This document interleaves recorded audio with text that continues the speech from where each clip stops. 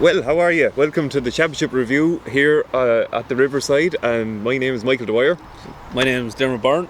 We're going to bring this piece for Wexford GAA TV throughout the Hurling Championship. We're excited to bring you a bit of crack and a bit of analysis on the Senior Hurling Championship sponsored by Pettitts Super Value and the Courtyard Ferns Intermediate Hurling Championship.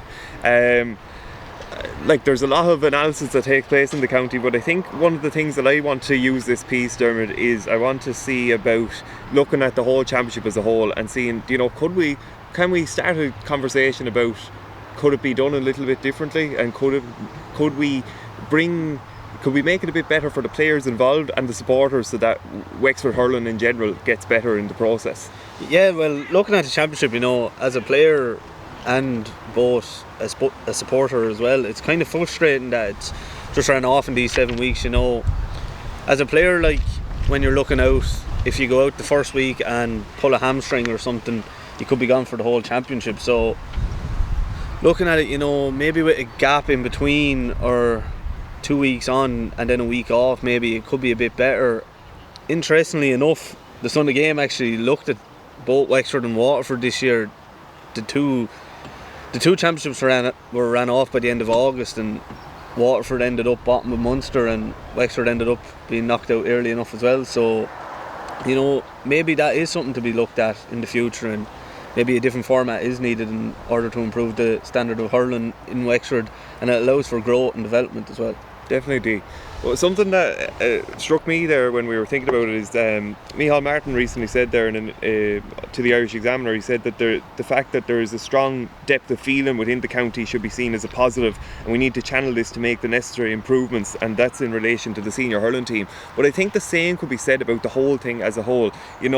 For years people have been saying that the league is just the league. It's not, it's just a warm-up fixtures or whatever. And maybe that's what it is, that it's always going to have that challenge. It's not going to be free flowing championship hurling, because it's not, but it probably does need to form a broader part of how we look at our championships in Wexford and how they're run. And you say about the short time frame, we saw Joe O'Connor, he was running the show for St Martin's in the league final in the first half against Naivena, and sure, he pulled his hamstring pulled, and he's now probably out for the first few rounds of the championship. Yeah, look, and the Martins were probably over the moon this year to get himself and Rory O'Connor back for our championship, and now it looks like Joe could be gone for a round or two maybe, or we don't know what extent the injury is. But look, that will hurt the Martins a small bit. Last year they were crippled with injuries as well, and look, they fell to a good Ferns team in the final, but then in the final it was only a 1 or 2 point victory. So they will be looking strong this year again if they get the bodies back and if they can keep the injuries at bay. But yeah, as you were saying, Michael, with the league, it's strange because this year the football was ran off at the same time as the hurling league. So football isn't for another 2-3 months, but yes, you won't have any leading up fixtures before the football championship, which is a bit strange because you're playing football in April and you mightn't play football again until September. So it's a long wait for those players that might only play football, or even both codes.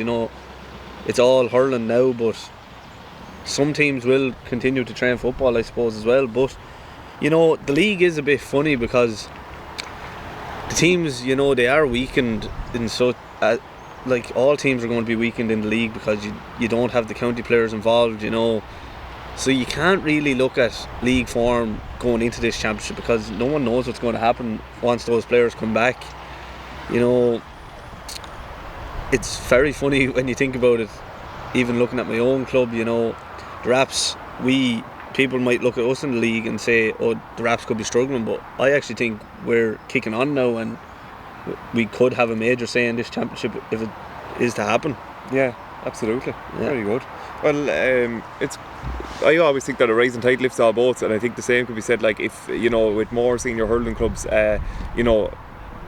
pursuing the title is just it adds to it anyway, big time. But from my own perspective, Naivena, they hurled very well, all right, and it was a good league final, competitive enough. Now probably wasn't matching the championship flow, but you wouldn't expect that too. But it was there were some good performances there from Conor MacDonald in the full forward, and then from Jack Cullen particularly in the first half, and so it was good to get the league win under the belt for the club, because I think winning, it's almost an addiction. It's, momentum comes out of it as well.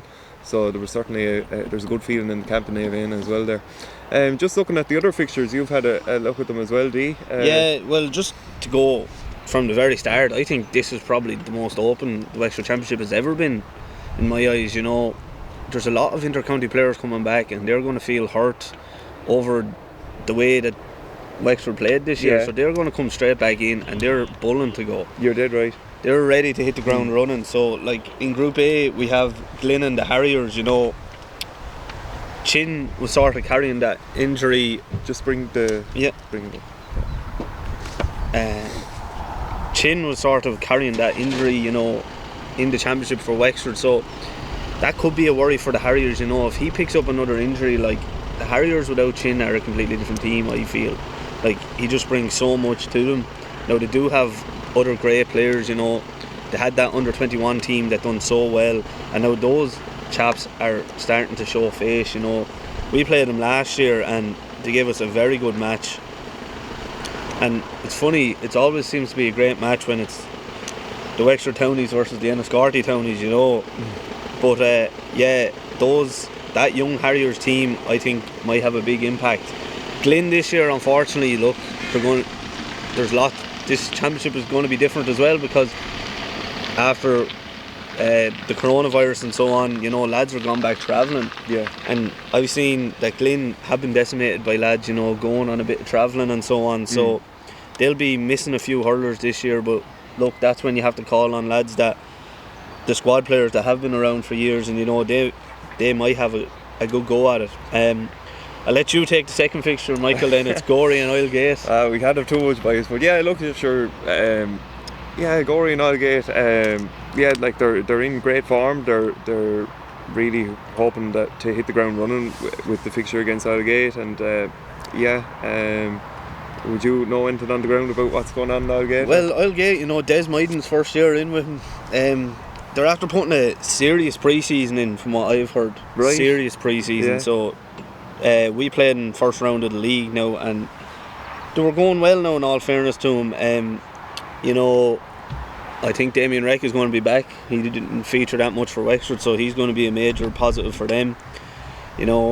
Podge Dorn, I think, is back. So, like, Oilgate, they're a hard team to beat because they can play anyway. They can go short, or if they put Podge in on full forward, they can go long as well. And I don't think there's a better man in the county to score a goal than Podge. But look, it's going to be a tight match, but Gorey seem to be that one team in Wexford that are really going at the minute, and if they can hit their peak, you never know what will happen. Yeah. And then the last game in Group A, I suppose you have the derby, the two teams that are beside each other, the Ans and the Martins. As I said before, look, the addition of Rory O'Connor to the Martins is huge. He's such a gifted hurler, he just sets the place alight.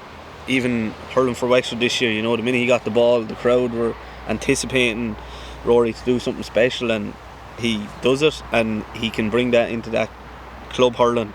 The Martins, will be very strong as well. But then you also mentioned that the injury to Joe O'Connor, I remember when Joe got injured, you could nearly hear the groans from the crowd at the time, because it was something they didn't want to see. Joe's just back and now he's injured, so you don't know how long he's out for. But no, I think the Ans, look, they have a good young and old crew with them. Dee O'Keefe, Liam Og McGovern, and then they have Liam Shockman in the full back, very strong, able hurler. They're always thereabouts, coming to the end of the championship, so that should be a good game as well. And then Group B, Owler to Balloch versus Crossabeg Ballamurn. I've been kind of talking to people from both camps, and the two of them are really going out and out for this game. The two of them probably looked at it at the start of the year and said that the first game is going to be a big one for all teams, but Owler to Balloch versus Crossabeg they're in a strong group with the Raps, Rathnure, Shells and Ferns. Whoever wins that match will go a long way about avoiding relegation, avoiding the 5th place even. I think whoever wins that match could actually get into a quarter-final. Right, yeah. And you were saying you had big news there on the grapevine? Well, I heard through the grapevine that Paddy Foley has returned from Australia to play in the Wexford Championship, so big boost for Crossbeg Ballamore. Massive, yeah. Because they have also lost lads travelling, you know. It's a huge game, and that's a huge boost for Crossbeg. Yeah. And then the next game, I suppose, the Raps and Rathnure. This game kind of depends if I get fed at home during the week or not, with my mother being from Rathnure. Look, it's always a close game. Rathnure, a traditional hurling club, strong. Last year they got a lot of injuries, and that kind of cost them in the end. Now, I'm not sure if all the injuries are back, because a lot of them were serious. But look, I'm sure the two teams will be ready for battle when we go out on Saturday. Just on Rathnure, I understand that they've put a good emphasis on strength and conditioning this year, so it'll be interesting to see if we see that translated on the field. They had Paddy Rossiter, GPO with Navan, and he was the strength and conditioning man with Ferns last year, and he's in with Rathnure this year. So yeah, and another big name in Rathnure this year is of course Owen Larkin. Yeah. So look, they're getting the training that they need, and they have the hurlers out there on the foot of the mountain, you know. big men already, so if they get any bigger, you know, I wouldn't like to be taking a few hits off them anyway. And then I suppose you have the last game then, the Shells and Ferns. Look, the Shells, they're a hard team to put down. They're always thereabouts. They seem to have that youthful energy about them the whole time. They play hurling as if it's sort of like football. Short passes off the shoulder. They have big men. They're very fit. This game could be the game of the weekend, I think, because Ferns, you know, reigning county champions. I hear now they're struggling a bit with injuries. They might have 2 big names out. But look, I think that could be the game of the weekend. Right, yeah. Very good. Well, thanks for that, Diarmuid. And then with the intermediate, we know we had the league final there of Buffers Alley defeating Askamore by 2 points. So Askamore gave them a good run for the money. So, and then I think Askamore are playing the Rock this week, Tara Rocks. So they'll be vying for victory as well. So we'll see how that goes as well. So we'll have more in the intermediate championship as we look back in the games. But just to round this up, Diarmuid, was there? Oh yeah, you had to look back on the league games. Yeah, as well I just there. had a look back at the intermediate league final there. I suppose John Lee Myler coming off the bench was probably a sensational move from the alley. You know, he came on. I think he got 4 points from play. I think John Lee is actually back after a year out. He took a year out from hurling last year, but look, they got 3 injuries to backs in the league final, so you know that might cost them in the end. They only won that league final by a point, but Askamore were down a man for the whole of the second half. Well, the majority of it anyway. So, you know, Dara Kinsella in the goal seemed like a good player for me. He made fantastic saves throughout the match, so he could be one to watch now for in the intermediate championship this year. Yeah.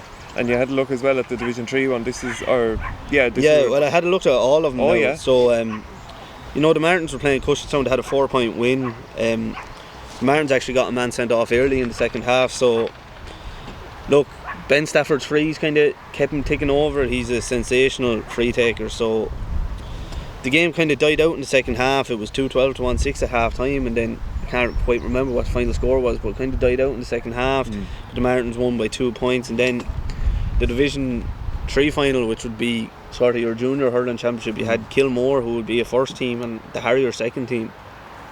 So we actually lost the Harriers in the semi-final on penalties. Oh, right. Yeah, so it was a long day now in a big heat, but look, the Harriers, they do see, it's hard in the league as well, because you have to remember when it comes to championship, these teams second teams could be missing, because if the first teams take the players off the second team, you know, they will be missing a few. Yeah. Similarly, Gorey in the Division 4, I saw, I have it here, 3 players actually played in both of the league finals, so you know, that has a knock-on effect in the league, you know, those 3 players mightn't be available, so that's how the league went, kind of. And then I think Kilmore had a good few lads on Yeah, side or something. yeah. So, yeah. So, you know, lads kind of took June as the holiday season for the club hurlers, so, you know, lads were going to be missing for the league and league finals especially. Just one thing on the league, just to finish off on, it's quite interesting that you see the inter-county hurlers coming back for the end of the league. Yeah. We wouldn't have had that in previous years in Wexford, so that kind of has a knock-on effect, you know. The lads are back in training early, so teams are going to up their intensity in training and up the work rate, so it could be a very interesting championship to come. Definitely, yeah, because I think no matter what pre-season you have, I think the last 3 weeks have been absolutely crucial for any team's preparation for the championship. They have their full complement.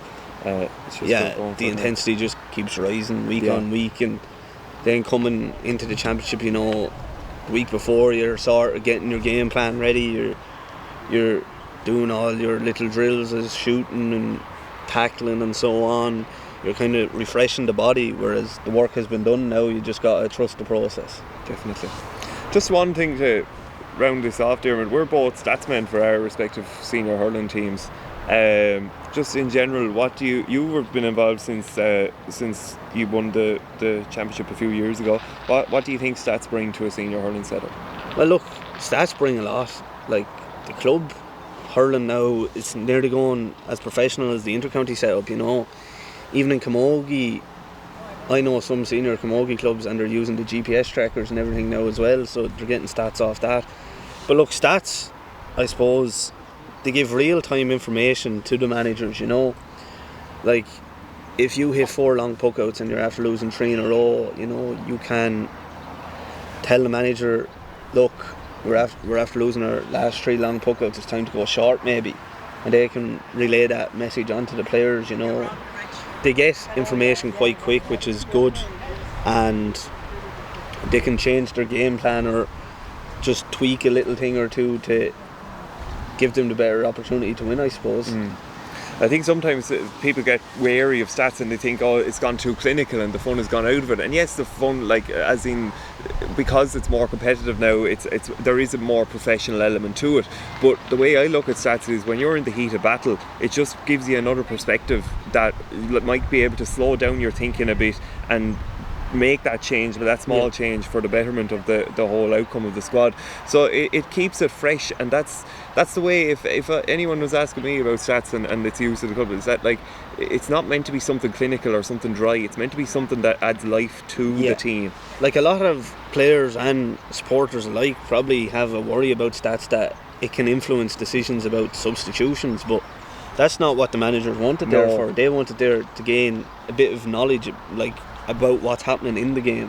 So if we've had 10 shots, 6 from outside the 65 and 4 of them are gone wide, you know, it's to relay that message to the team to get the ball in instead of shooting from far out. So it's just little tweaks to the game plan nearly that the stats give.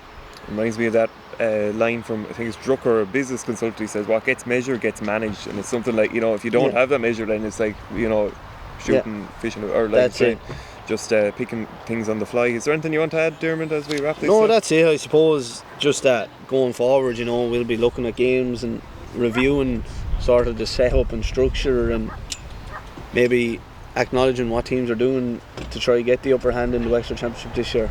Absolutely. I want it to be as interactive as possible, so if there's anything that you want to add, feel free to comment at the end. And I'd like to thank all the PROs and the clubs who've got back to me there, and they're very excited to see what we can do for this Wexford GA TV production, the Championship review here at the Riverside.